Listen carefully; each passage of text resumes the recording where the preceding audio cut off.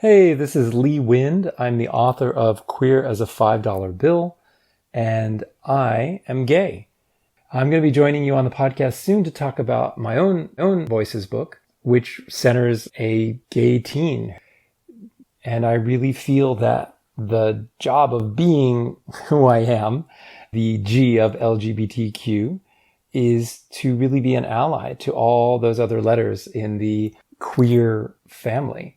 And beyond that, to be an ally to women and to disabled people and to Black and brown people and to Indigenous people and other people of color. And really, I think that's the work of being a human being, is to stand up for each other and for others. What I want to do right now is use this moment, use this spotlight, use my privilege to boost the voices of Black people. And I do that on my blog, but I also want to do it here because I have this amazing opportunity that Heidi offered. There seems to be this idea that we can't really talk to young people about super important, difficult things. And I think that that is unfair to them. It's not protecting them. It just makes them unaware. And I think in more peril than they would be had they known the truth in the first place. So the book I want to talk about is by my friend Jacqueline Woodson. It's a picture book. It's called The Other Side. And it is perhaps one of the most powerful and eloquent picture books about racism and anti-racism and standing up for others and being willing to meet someone for who they are and not what you've been told about them. It's the story of a summer and two girls that live in houses on either side of a long, long fence. And one girl is Black, Clover, and the other girl is white, Annie. And they are told that they're not allowed to go on the other side of the fence, that it isn't safe. And over the course of the summer, they end up sitting on the fence because nobody ever told them they couldn't sit on the fence. And they become friends. And they share this connection, this moment of looking at the wide world from the top of this fence. Oh, it's just beautiful. And I had the privilege of speaking to Jackie at one point about the book, and I got to ask, how do you tackle something as enormous as racism in a picture book? And she said that she doesn't feel like she has to tell the entire history of racism in the book. She is continuing a conversation, not starting a conversation. And that the books aren't being read in a vacuum. It was very profound and very moving. And in the work that I do as a writer, I think about that a lot. That I don't have to do everything, but I have to do something. And that's how I feel on a grander scale right now. That we can't do everything, but each of us can do something. And I'm very proud to be able to amplify Jackie's voice and the work of other Black authors, including Ibram X. Kendi and Jason Reynolds' new Stamped Racism, Anti-Racism, and You, a remix of the National Book Award winning Stamped from the Beginning. That is the next book on my to-read list, and I'm really excited about it. I heard the two of them speak about it in their keynote for Library Journal. I hope all of you are well and are safe, and that you use your voices to make a difference. Thank you. Thank you, Lee. I want to take a moment to boost a Black voice as well. I want to share a podcast by my friend Jemmy Lagagne, who recorded a really beautiful episode of her People of Florida podcast, straight from her heart, about being Black. She just lays it all on the line, and then she follows it up with amazing show notes that are super helpful and educational, especially for people who want to be allies to the Black community. Jemmy is the founder of the Florida Podcast Network and the owner of Flintstone Media, a proudly Black-owned podcasting consultancy firm and production house, and she is just amazing. I'm going to link to her many projects at bookoflifepodcast.com, as well as to the books that Lee mentioned, so please do check that out. And now, on with the show.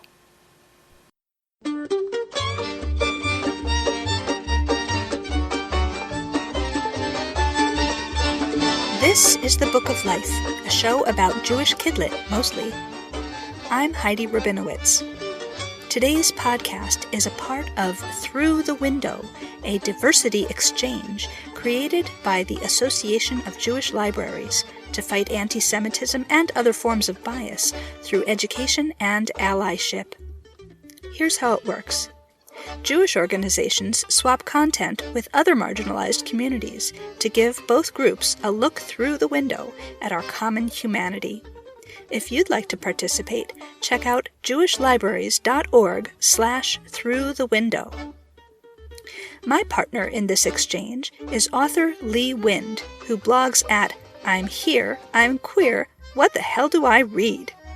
We opened the window wide to interview each other about Jewish Kidlit and LGBTQIA2+ Kidlit. It was a really fun conversation. Enjoy!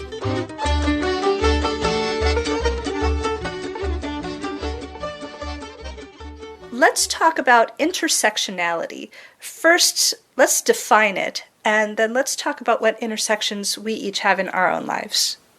Absolutely. Intersectionality is really important, and it's becoming more important, especially to young people, because they are intersectional, right? That means that they have more than one identity. Like I just said, I'm queer and I'm Jewish, but I'm also a vegetarian. I also am a guy that has had, serious health issues in my life. My parents are immigrants. I'm first generation American. There are so many ways each of us fall both inside and outside the margins of what our society favors. And I think it's really an opportunity to acknowledge that we have connections. I was talking with my 16-year-old daughter, and I was saying that I was part of a group, and it felt weird because we were all white. There was no people of color in the group. And I said, I wanted the group to be more representative of underrepresented people. And I said, and I'm gay. And she said, well, yeah, Poppy, and the other 4 people on the group are women. And I was like, oh yeah, women, that's right. As a white guy, I forget that women are so marginalized in our culture. And I have to remind myself of that. And I see so many parallels between how we put down women in our culture and how we put down queer people in our culture, specifically gay men. The language we use to sort of shame gay men is by calling them effeminate, that they are like women. And these parallels continue when you look at the stereotypes against Jewish people throughout history are pretty similar to the stereotypes that have been used about queer people, in particular that we're dangerous to children. The blood libel for Jewish people, the pedophilia myth for gay men.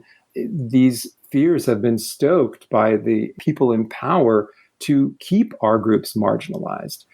And we see this still happening today with these rules that are passed about women's bodies and lives that are designed to keep women from having agency.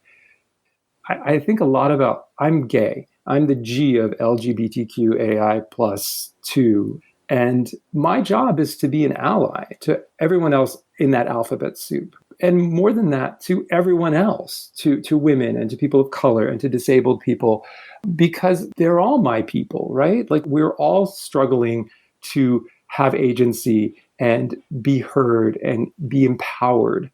And that's very dear to my heart. I hadn't thought about the parallels between the stereotypes, and you're right that the reason behind those stereotypes is really just an attempt to disempower each group. So to talk a little bit about my own intersectionality, it's interesting because we are a Venn diagram. So for instance, we overlap in that we are both Jewish, we're both white, we're both cisgender, we're both able-bodied, but we're of different genders. I'm in the female gender group. I'm not a first-generation American. What else? I'm a science fiction fan. That's a big part of my identity, a geek. So I'm in that Venn diagram with a lot of other people. We're both bloggers. We're both passionate about children's literature and right. its power to change the world. Right. And we're all so many things, right? We all can find commonality with almost anybody. Right. You talked about the alphabet soup, and acknowledging that some of my regular listeners are also intersectional with the queer community, I think many are not and would appreciate help in decoding that ever-growing acronym. So can you Sure. educate us about that? Yeah. And it doesn't have to go down like medicine. It can be like chocolate. So here's the thing. The big picture thing that I'd love to share with people is that the word homosexual isn't particularly helpful because it emphasizes sex and it makes the distinction between someone that is queer and someone that is not being how queer people have sex. Our culture is pretty messed up about sex. We're obsessed with it and we vilify it. And I think that if we were to talk instead about love, about men loving men and women loving women, and about identity, about people living outside gender boundaries, I think then we would have very different conversations. Like if the word was homo-lovable rather than homosexual, it would be a completely different scenario, right? If we were talking about homo-lovable rights and homo-lovable history. So I think when we're talking about definitions, it's really useful to think about love because the love that keeps me and my husband together, the love that we share with our teenage daughter, the love that holds my family together is the exact same love that holds everybody else's family together. Love is love. That's something we can have in common, and let's emphasize that. So my definitions of LGBTQAI plus 2 are, I want to lose track. So L is for lesbian, a woman who can fall in love with another woman. G is for gay. You can describe a man who falls in love with another man. Gay has also been used as an umbrella term. So people talk about gay rights. There are people who identify as women who consider themselves gay. Really, labels are something people should choose for themselves. We should not be labeling other people. But when someone chooses it, we should be respectful. B is for bi. I use bi rather than bisexual. In fact, the bi community generally uses bi. Again, maybe it's because of trying to not have sex be the focus of the conversation. So bi is interesting because there are two different going definitions within that community. One is that person who is bi is someone that can fall in love with anyone else, regardless of their gender. A synonym for that is pan, which is short for pansexual. Again, we put the sex aside and we just go by pan. Another definition is for people that view gender more binary. Some people who are bi consider that they can fall in love with either a man or a woman. Those are the letters that sort of cover affective orientation, like who you can fall in love with. Then there are the letters of the alphabet that recognize people's identity in terms of their gender and how they sit in the world. So first we should talk about cis and trans, right? You said that both you and I are cisgendered, which is true. Like when we close our eyes and imagine ourselves in the world, I see myself as a guy. I open my eyes and lo and behold, my body is that of a guy. So I match. And cis is actually Latin for on the same side of. So cisgender, our internal identities and our external bodies align. Trans is Latin for on the other side of, cross. Someone who is trans might close their eyes, envision themselves as a woman, open their eyes, and their body is more a masculine body. It doesn't mean that they're transitioning necessarily. It just means that their internal identity and their external bodies are across from each other. And then there is Q for queer or for questioning. Questioning, someone who's figuring it out, trying to quiet the noise of the world to sort of figure out who they are, who they're attracted to. And then Q is also for queer, which is a word that's really changed in my lifetime. When I was a kid, queer was a slur, but it has really transitioned and been reclaimed by the queer community. There are queer studies programs in colleges, and it is really used as an umbrella term. So you can use it instead of all the letters and the numbers. A is for asexual and people who are on that spectrum.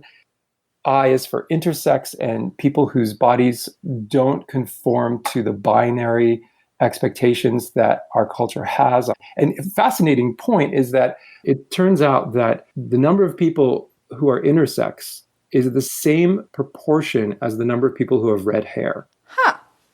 That's interesting. Fascinating. An old term for it was hermaphrodite, someone whose physical body has characteristics of what we would consider feminine and what we would consider masculine, or maybe in between, something that would be more gender neutral. And then there's still a little bit more to this, right? Right, yes. There's the number 2, which stands for Two-Spirit and Indigenous people who identify as part of the queer community. And then plus has been added to include everyone else that doesn't feel like they fit any of those things, but they do feel like they're part of the queer community. Wow. Well, I'm really glad that queer can be used as a shorthand, because otherwise it gets really complicated. Yeah, you do have to be aware, though, that for people over 50, queer can be loaded.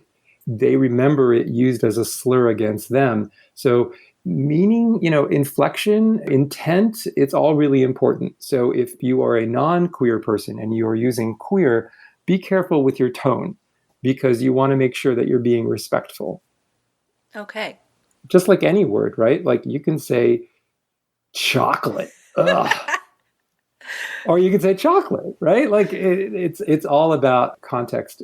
We should be aware that this is a word that people have a history with. It comes with baggage. Yes. Thank you for that reminder. I just laughed because who would say that about chocolate? Oh, chocolate. I'm going to get hate mail. So do you have a question for me? Because we're interviewing each other today. I do. So we're both super involved with Kidlit. And I'm curious because I listened to the podcast that you had done with the Highlights Foundation about the Holocaust and holidays and how do we do more Jewish stories than that. And I was also thinking there are sort of the shtetl stories from the 1900s. And I'm wondering, what's the resistance? What's going to open things up so we can have more varied Jewish Kidlit? Well, I think the reason that we have so many Holocaust books and so many shtetl stories and holiday books is because it's that same vicious cycle that causes us to have a preponderance of superhero movies. Success breeds more success. So if those books have sold well, the publishers think, well, that's a sure thing. I'll do that again. But wouldn't it time out like the vampire thing? We had this big vampire moment, and then everyone was like, oh, I don't want another vampire book. And how come we can't seem to get a breakout? Have we had a breakout Jewish story that's outside those things that can start to change things? That's a really interesting question, because these themes that we see repeated in Jewish Kidlit have not been fads or trends. They have just been staples. The Holocaust books, I think, are partly fueled by the success of earlier Holocaust books and partly fueled by the fact that it's really strong, compelling material. It can be done well or done poorly like any other topic, but it has the potential to be very moving or to be very dramatic or very exciting, just the nature of that material. Plus the fact that it's that disaster rubbernecking effect. People can't look away from something that's really terrible. So it's been a point of fascination for many years, and I don't see that going away anytime soon. Although, as I've talked about on the podcast with many people many times, it's overrepresented in the genre. You can't really say there are too many Holocaust books, but you can say there are not enough other books in relationship to the numbers of Holocaust books. It makes me think of the thing that we have on the queer side, which is that there's a lot of discussion about, like, are we done with coming out stories? I wrote an essay about that like 10 years ago for Hunger Mountain. No, we'll never be done with coming out stories. And we need more stories where the characters are queer and they're on an adventure.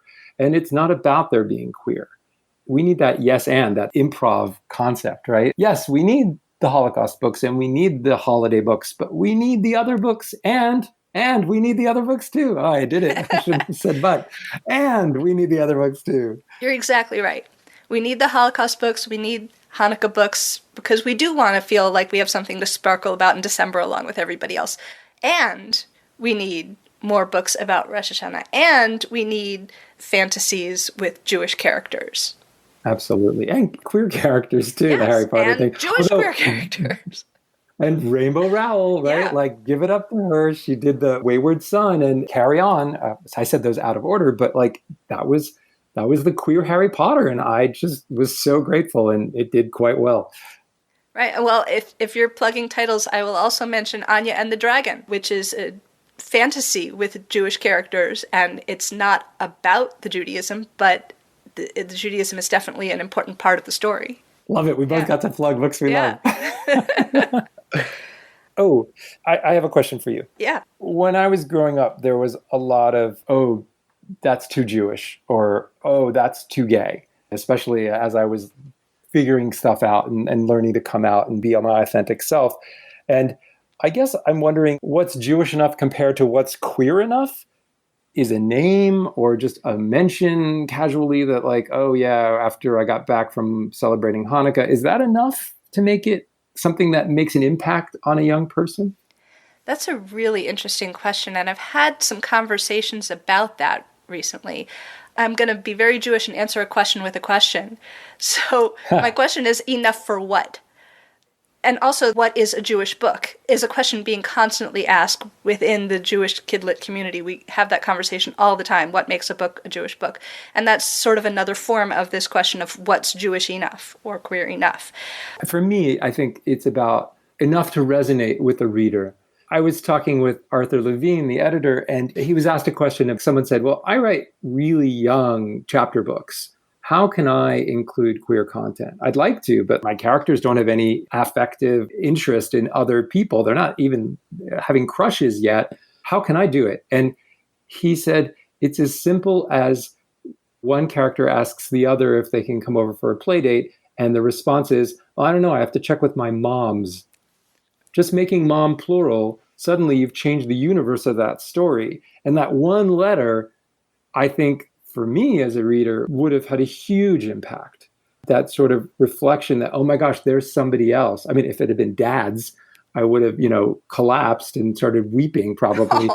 When you're really starved for it, I think even the slightest bit could be super impactful and resonant for a young reader. Yes, and that's kind of what I was going to say is enough for what? Meaning enough to be a mirror book, like you're saying? A mirror book, of course, being that famous metaphor about books as mirrors to reflect your own identity back at you, or a window to see somebody else's life through. So if a book has just enough to be a mirror and show you that you are represented in the literature and you are validated, then that's enough for that purpose. And it might be as simple as that letter at the end of the word, just making it two moms or two dads. Or it could be that a character's last name is Cohen. And that's the only hint. But you're like, I see that. I'm represented by that. I see myself. But on the other hand, it might be enough for a mirror book, but not enough for a window book. Maybe there's readers who don't recognize Cohen as a Jewish name. So to them, that book does not show them the world of Jewish people.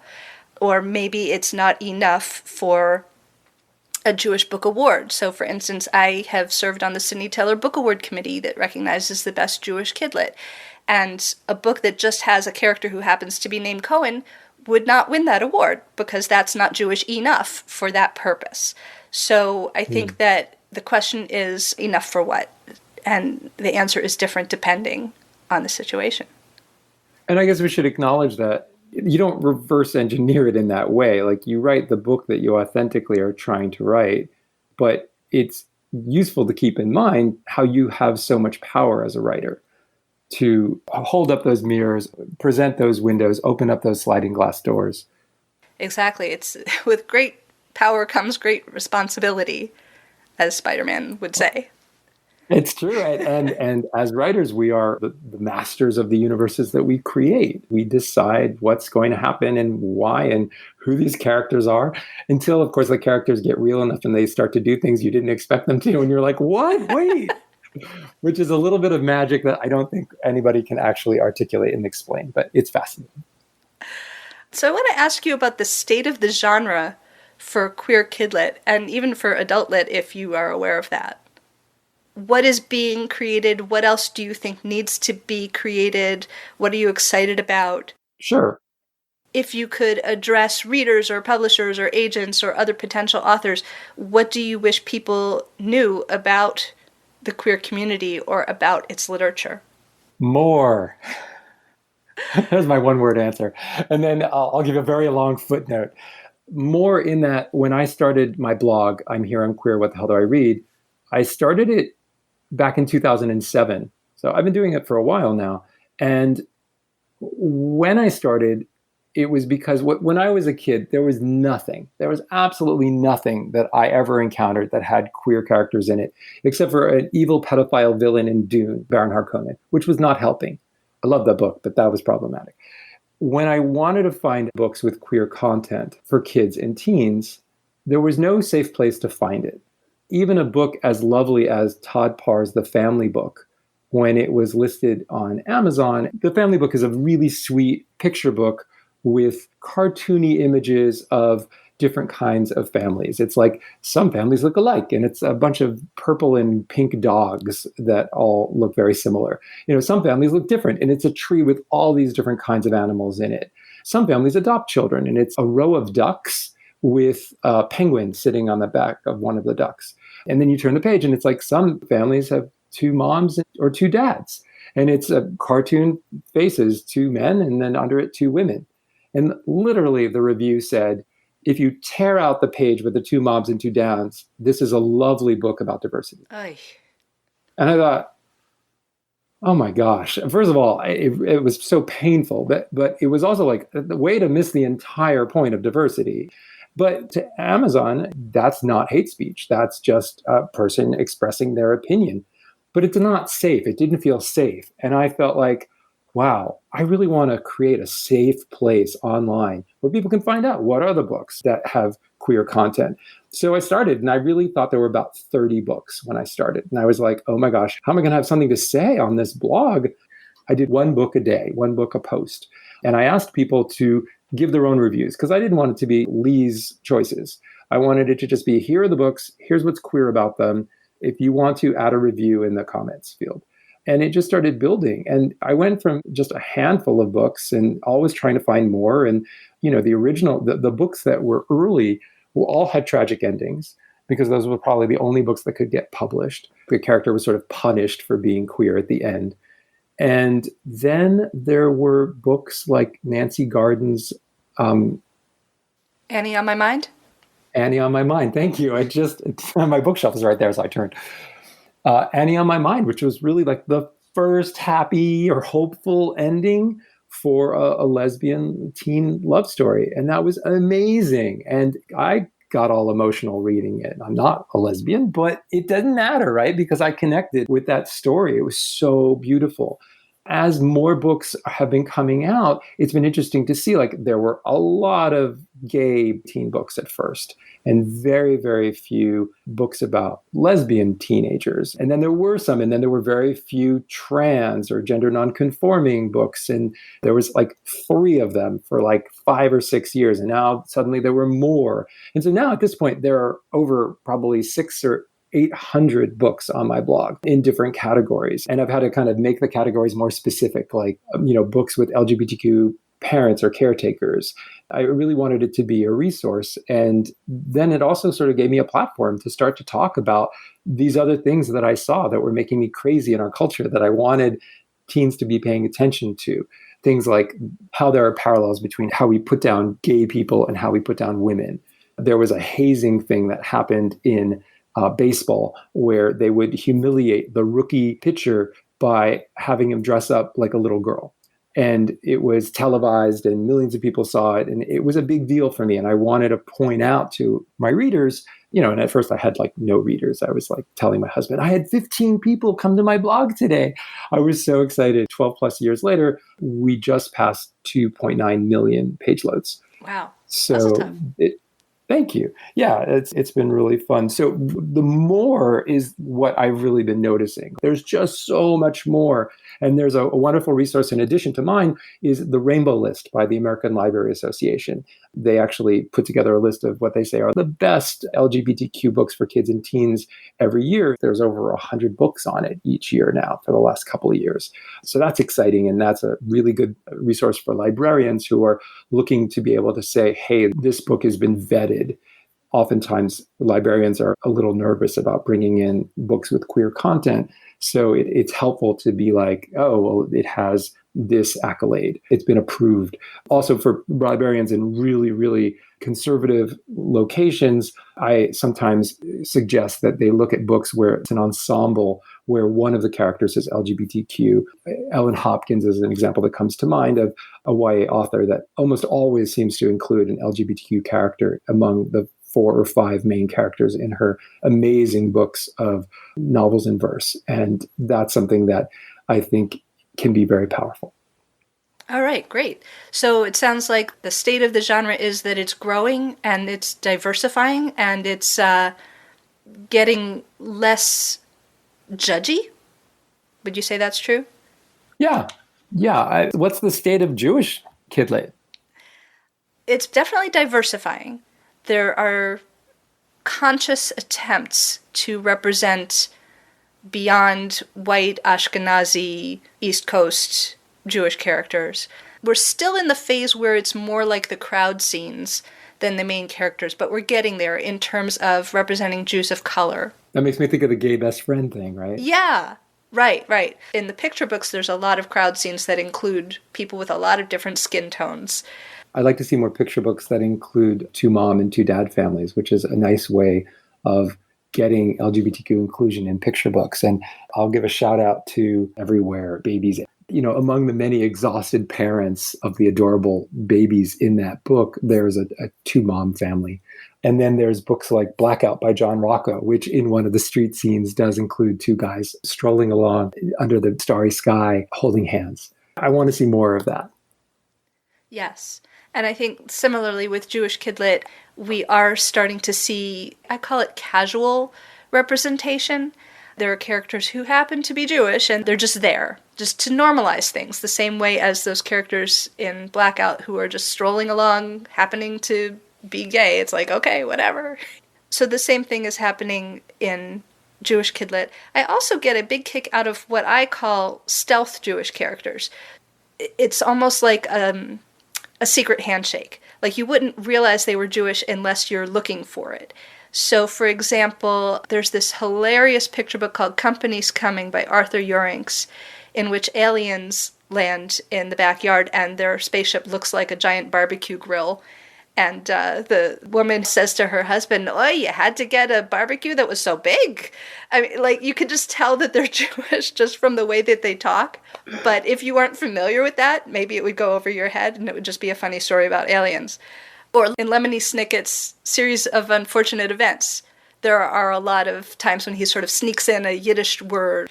And he's actually said in interviews that the Baudelaire children are Jewish. Now, their name doesn't make them sound Jewish, and you wouldn't know that from anything that happens in the story, but he's Jewish, and so he says that his characters are too. Fancy Nancy, also, in the one where her grandparents have a anniversary party, I think it is. There's a banner that's hanging up with their names on it, and you can tell from their names that they are Jewish. And she's Nancy Clancy, so I'm assuming she's Jewish on her mother's side.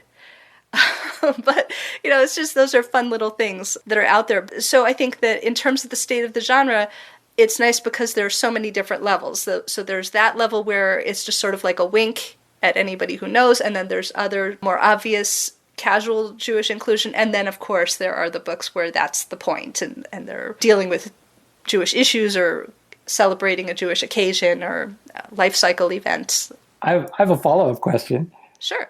Being Jewish can be that you're religiously Jewish, or it can be that you're culturally Jewish. And I'm wondering if that sort of cultural being distinct from religious is something that is reflected in Jewish Kid Lit. That's a great question. I would say yes, both are represented in Jewish Kid Lit. And it's interesting because I think that Judaism is maybe kind of unique in that way. The book that won the Sidney Taylor Book Award for picture book category most recently was The Book Rescuer by Sue Macy, which is a picture book biography of Aaron Lansky, who's the guy who started the Yiddish Book Center. And Sue Macy said when she interviewed Aaron Lansky that he said, Jews are a people with a culture that's so all-encompassing, we even have our own religion. And I thought that was a great description, because the religion is part of it, but not all of it, and you can definitely be Jewish without being religious. You can be atheist and Jewish. You can be Buddhist and be Jewish. I'm raising my hand on atheist and Jewish. I'm a spiritual atheist who's Jewish. Right. And there are so many streams of Judaism. So some Jews would say that if you don't follow the rituals or believe in God, that they would not consider you Jewish. But there are plenty of other people within Judaism who would say you're Jewish if you feel that you are. Well, and maybe it doesn't matter what anybody else says. Maybe it's like labeling. You should be able to claim your own religious identity or cultural identity without anybody else telling you what you are. And we should respect that. Right. So there's so many definitions of what it means to be Jewish. And so that's reflected in literature too. There are books in which the people are following the halachic rules and they are performing the rituals and they are communicating with God. And then there are other Jewish books in which the character is eating a bagel, and for them that's enough. There are both in the literature. And I think that that's also important because when I promote Jewish literature to the world, I don't want just Jewish people to read it. I want everybody to read it because I want it to be a window book for other people. And I think it's especially important with a group that has historically been on the receiving end of a lot of abuse, that you need people to read those window books to understand that we're just people too, and there's no reason to hate us. To see the shared humanity. To see the shared humanity. And I think it's very important, therefore, to point out that a lot of the Jewish books are simply culturally Jewish. They're not religiously Jewish, and they're not here to try to convert anybody. You know, we're not proselytizing. Traditionally, Jews don't proselytize anyway, but the books are not here to try to tempt you away from your religion if you're something else. I just have to say also with the queer books, reading a queer book is not going to make anybody queer. Right. It's that same myth, right? Exactly. We just want to be seen. We're not trying to make you join our team. And I think the fact that many of the books are not actually religious books, but are simply cultural books, should make it even easier for people who don't want to get too close to anything that smacks of some religion besides their own. They can still read Jewish. They don't have to worry. Great. So what would you want to tell my listeners, people who have an interest in Judaism and Jewish Kidlit? What do you want them to know about queer Kidlit and the queer community in general? So I'm very inspired by history. And what I've been discovering is that history's sort of been sanitized, but not for our protection. It's been sanitized for the protection of those people in power. A lot of stories don't get shared. Stories of women, stories of people of color, stories of disabled people, stories of religious minorities like Jewish people, and the stories of men who loved men and women who loved women and the people who lived outside gender boundaries. So I went to a talk a few years ago at this point saying that the letters between Abraham Lincoln and Joshua Fry Speed convinced them that Abraham and Joshua were in love. And I just was like, what are you talking about? That just absolutely cannot be possible. But I went to the library and I got the letters out. I didn't come out until my 20s, and I dated girls in high school and in college, and always sort of judged that it was the right thing to do. It's what my parents from Israel wanted. It's what the culture said I had to do, but I never felt it. I never felt what I knew I was supposed to feel. And in this letter from Abraham to Joshua, they'd lived together for 4 years, and now Joshua had moved back to Kentucky and had married a woman named Fanny. And 8 months after the wedding, Abraham writes him a letter and says, "Are you now in feeling as well as judgment glad that you're married as you are?" From anybody but me, this would be an impudent question not to be tolerated, but I know you'll tolerate it. From me, please tell me quickly. I feel very impatient to know. I got goosebumps reading that because that's exactly how I felt. I judged it the right thing to do, but I didn't feel it. And suddenly, with this mirror from 1830s, Abraham Lincoln, I was like, oh my gosh, I think he was in love with Joshua. So I started digging into it. And we don't have the answer, but we do know it was only 4 weeks later that Abraham married Mary Todd. So as I dug into it, I just kept thinking, oh, if I only had a time machine to go back and tell my 11-year-old self that Abraham Lincoln was probably in love with this other guy, it would have changed my entire life. And I don't have a time machine. So I'm a writer. So I decided I'm going to pay it forward. So I wrote a story, a YA novel called Queer as a $5 Bill. And it's all about a kid who's closeted today. He discovers these letters. He has the same epiphany that I did. And he decides that he's going to out Abraham Lincoln to change the world. and it blows up in his face in this gigantic media firestorm and conservative backlash. And the story is about how he makes his way through. And there's a bit of a love interest, the son of an African American civil rights attorney that they bring in to help. And he has to decide, is he going to stick by his story that Abraham Lincoln was in love with another guy, but then he can't come out because no one will believe him if he says that he's gay too? Or is he going to let this secret from history fade back into history and try to see if there might be something with this guy that he likes? So it's sort of like, are you going to change the world or are you not? And then as I was doing the novel, there was so much evidence that kept coming up. And I was like, well, I can't cram this all into a novel. Maybe there's a nonfiction book. But I thought, I don't want to write a medicine history book. I want to write the chocolate history book. So I sold a proposal for a book called The Queer History Project, No Way They Were Gay. 12 different chapters exploring different people in history, men who loved men, women who loved women, and people who lived outside gender boundaries. And the whole idea of the book is like, let's put aside what everybody else is saying, what all these hundreds of years of historians have said, and let's present the primary source material to the young people. I'll tell them what I think. I'll explain that historians don't generally agree with me, but let them read it. The letters between Eleanor Roosevelt and Lorena Hickok. Let them read the letters between Gandhi and Herman Kallenbach. And then they can make their own decision. I mean, the soulmate of Gandhi's life wasn't his wife Kasturba. It was this German Jewish architect called Herman Kallenbach. And when I was reading the over 200 letters between Gandhi and Kallenbach, I had a bit of an epiphany, which was that Gandhi is the guy that said, you worship facing one way and I worship facing the other. Why should I become your enemy for that reason? We all belong to the same human race. We all wear the same skin. We all hail from the same land. He wrote that in 1911. And in 1911, he was also writing these love letters to Herman Kallenbach. This is a big breakthrough in humanity, right? And it happened maybe partly because Gandhi was in love with this guy. That sort of opens history up like a flower. Things start to make more sense. Why was Eleanor Roosevelt the person that fought through in the UN for the Universal Declaration of Human Rights? It might have been because she had this extra connection, right? She was in love with this other woman. She had friends that were women couples. She knew from being an outsider herself, even though she was the first lady, right, that a Universal Declaration of Human Rights was so important. You know, why was Abraham Lincoln the guy that freed the slaves? He was a bit of a racist too, but why did he care? Was it maybe because knowing that he couldn't be his true self, he had extra compassion? Maybe he had an extra affinity for trying to make the world a better place because he was in love with another guy. And I think that that just becomes very exciting. So the novel is out. I crowdfunded it. It came out a couple of years ago. It's won a bunch of awards. That's been very exciting. And the nonfiction book is going to come out from Lerner in May 2021. That's great. And I have to tell you that I read Queer as a $5 Bill this week because I knew I was going to talk to you, and I loved it. It was awesome.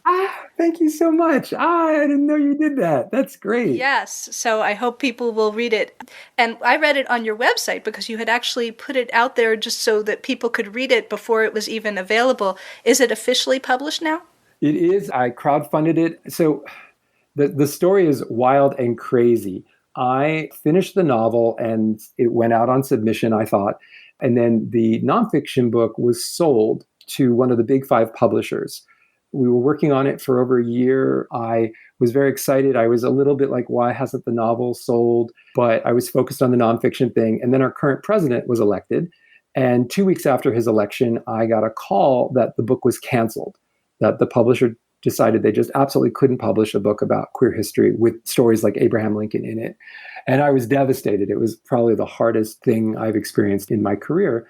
And the agent I had at the time was like, don't worry, this will get picked up. It's so strong. And 8 months went by and no one was interested. And at this point, the novel had been on submission for over a year. And I was just like, you know what? I feel this sense of responsibility. There are kids out there that this would help, and it's not out there. So I have this blog. It's had a lot of traffic. And I thought, all right, well, I'm going to put it up on my blog. I'm going to serialize it. And that way it's there for free for everybody forever. And then I decided I wanted it to be a book. I wanted to be able to hold it in my hand and for it to be in libraries. That was a big thing for me because I love libraries. I love librarians. They're such allies and it's so important to them to empower young people. So I did a Kickstarter, but I hated the idea of doing a Kickstarter that was like, help Lee publish Lee's book because Lee wants his book to be published. I was like, no, no, no. This is a book about empowering young people. So I was like, all right, if you contribute to the Kickstarter, what you're doing is you're getting yourself a copy, but you're also donating a copy to an LGBTQ teen. And I teamed up with a nonprofit. And the idea was to raise enough money to publish the book and donate 400 copies. It seemed like a really big number. The project funded really, really fast. At the end, we had raised enough money to give away 910 copies. So that's been really exciting. And there's an audiobook that's amazing. And Michael Crouch did the narration. And he's the guy that narrated Simon versus the Homo sapiens Agenda. Beautiful audiobook. It's an ebook. It's a paperback. It's a hardcover. Everywhere books are sold. So I'm very proud of it. It's won some awards. It was chosen as a Publishers Weekly Indie Success Story, and it won a National Indie Excellence Award. So thank you. I'm so excited that you read it. And one cool thing is that because I was the publisher, I was able to make all the primary source quotes bold because I didn't make up any of the history. And then there's a whole endnote section where you can actually read and see that I didn't make up any of the history. And there's all these books that you can read the letters that Abraham wrote, Joshua. That's great. Yeah, when I read it on the blog at the bottom of each chapter, it had all of those notes, and I appreciated that. It brought this whole other level of verisimilitude. Thank you for reading it. That's so exciting. So what do you want people to know? Well, for people who are not part of the Jewish community, I want them to realize that we are not a monolith. Because I think to many non-Jews, we are represented by Seinfeld or The Marvelous Mrs. Maisel. And those are great shows and they do represent us, but that's not the whole story. And I want people to realize that there are so many different kinds of Judaism and kinds of Jews, and we are not all white. We are not all Ashkenazi, which means European. We're not even all pro-Israel, which I think is something that many people don't realize. Some people have this idea that we are more loyal to Israel than we are to our own countries, and that's simply not true. It's sort of similar to when Kennedy was the first Catholic president elected and people thought he was going to answer to the Pope.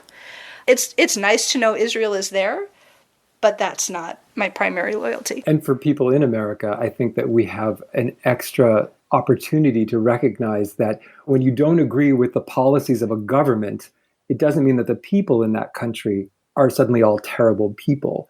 You can disagree with what the government of Israel does, but Israelis, I have a lot of relatives that are Israeli, they're wonderful people. Terrible people among them, but generally it's like I feel compassion for the people of North Korea right now because it's like those people are probably wonderful. I'm not a big fan of the current leadership in our country, and it's made me feel a little more compassionate and recognize that these aren't monoliths. And what you were saying about all Jews are not Mrs. Maisel, it makes me think of when Glee came out, the TV show, and everyone was talking about it, and it was so exciting, and it was such a great show, but I couldn't watch Kurt, that sort of effeminate gay character who sung in a soprano. It just made me crazy because when I was a teenager, like that was the stereotype. I was too girly and I had to toughen up and I artificially talked lower so I would sound more masculine. I totally messed my voice up for years. I had to go to a vocal coach and everything to kind of get it back. But it was problematic because Kurt was the only representation of queer teenagers at that time on television. He wasn't a gay, he was the gay. Mm-hmm. And then once a few more characters came out, fast forward 1 or 2 seasons, and there were 5 major characters on Glee that were all queer. Suddenly, Kurt could be as effeminate as he wanted. He could sing his high note. I didn't care because there was enough representation that every single representation didn't become so important. And I think that speaks to this idea of who can tell a story. If it's the story, it should be an own voices thing. But if you're telling a story, then you can just do your homework.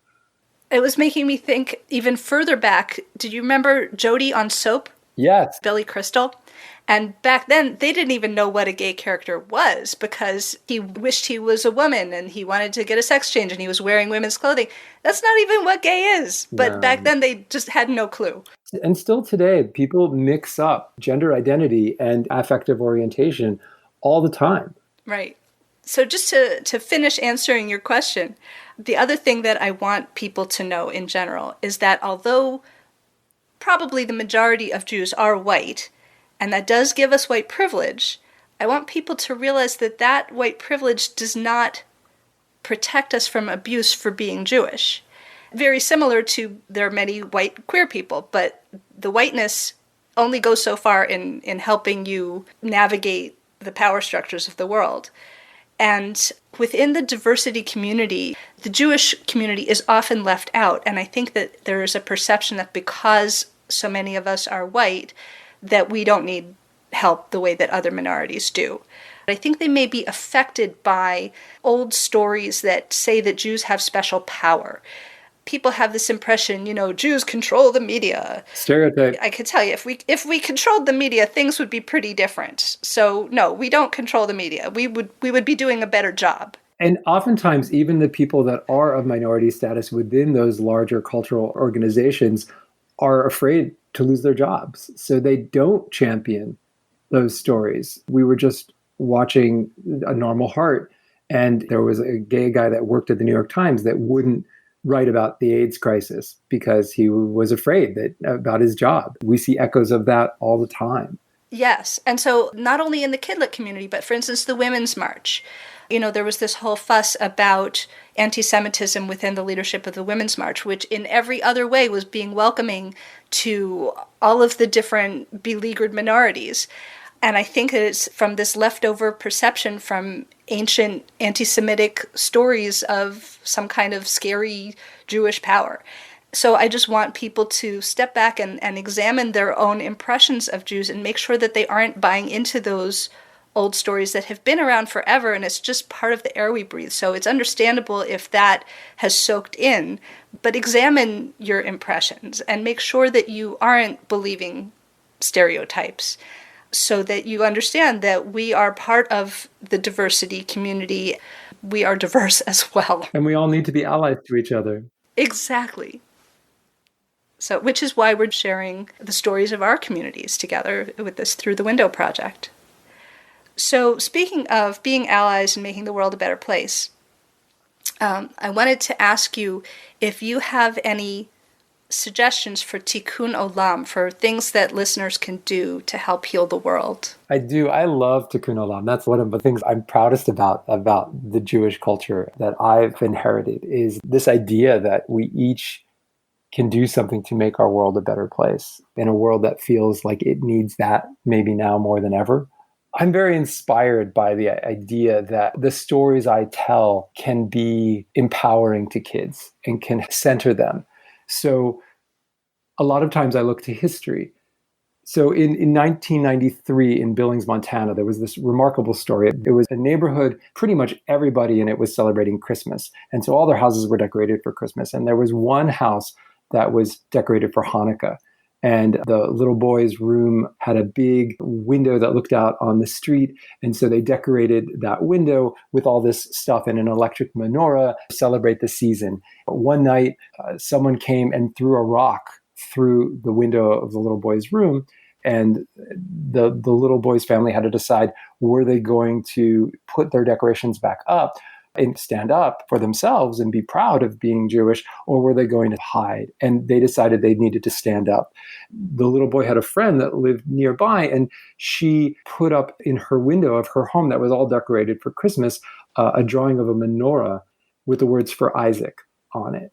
And that idea that that little girl had caught on, and it started to spread around the town. The newspaper ended up publishing an image of a menorah with an editorial, asking people to put it up in their windows, for everybody to stand up together as a community and say, no, we will not allow these hate crimes. We want to be a community that is pluralistic and that welcomes and respects everybody, because that's what America stands for. We really want to be better. And the whole community stood up. And within a couple of weeks, over 10,000 businesses and stores, all the windows, all the homes had a menorah in them. And they were decorated with red and green and blue and white, the Christmas colors and the Hanukkah colors. And I thought that was so inspiring and such an amazing story that these children were able to actually create change in their community. And I wrote it as a picture book. And I'm really excited because I get to tell you that it's being illustrated by Paul Zelinsky, and it is coming out from Levine Querido in the fall of 2021. And that's a scoop. It's the first time I'm able to talk about it publicly. That is so exciting. Yes, Mazel Tov. Thank you. That's so great. A wonderful new press, and Paul Zelinsky is a Sidney Taylor Book Award winner for All of a Kind Family Hanukkah. And he's won the Caldecott like 4 times or something. Yes, right. The Caldecott, whatever. The Sidney Taylor, that's what I mean. Yes. But so that book in itself depicts an act of tikkun olam, and I think that the book will be an act of tikkun olam as people read it. I hope so. That idea that even when you're a kid, you can choose to be an upstander for yourself. You can stand up for your friend. I love that. That's the heart of that story. And that when we stand up together, that's community. Exactly. And welcome to the Jewish Kidlit community, because now you're a Jewish Kidlit author. Thank you. Yes. So I did want to just mention, because we are not talking just to my usual audience, but to your audience as well, I just wanted to define this podcast a little bit, if that's okay. Absolutely. Actually, I remember that we both were part of the Kidlitosphere community many years ago. It seems to have kind of fallen by the wayside, but I would always see your name on there because we were both early adopters. The Book of Life podcast has been going since the end of 2005. Wow. A long, long time. And I've been interviewing the creators of Jewish books and sometimes music or independent films or other things, but mainly books. And within that, mainly children's books for all of these many years. And that the Association of Jewish Libraries, which is sponsoring the Through the Window project, is a professional organization for people who are involved in any way with the world of Jewish literature. People who work with Jewish collections, like a synagogue or a university library or a Holocaust museum or a JCC, but also people who work in the public library who have an interest, or people who work in publishing. So it's an organization to support people in their professional endeavors. That's great. With Jewish literature. And I'm also the official blogger for SCBWI, the Society of Children's Book Writers and Illustrators, which is an association that is all about supporting and offering craft and business insight and inspiration and community to people that are creating content for children and teens. We both represent a bunch of different organizations, and now everybody knows more about all of them. It's wonderful. And I really feel like we have come together from the opposite sides of the country, and we've created a bit of community right here. Yeah, this has been such a fun conversation. Lee Wind, thank you so much for joining me today. Heidi, it was absolutely my pleasure. Thanks so much, and stay safe. Hi, this is Anne-Marie Asner, author of the Matzo Ball book series of Yiddish-inspired picture books. I'll be joining you soon on the Book of Life podcast, reading my latest book, Bubby and Zadie. I'd like to dedicate my episode to my parents and my kids, who embody how special the grandparent-grandkinder bond can be.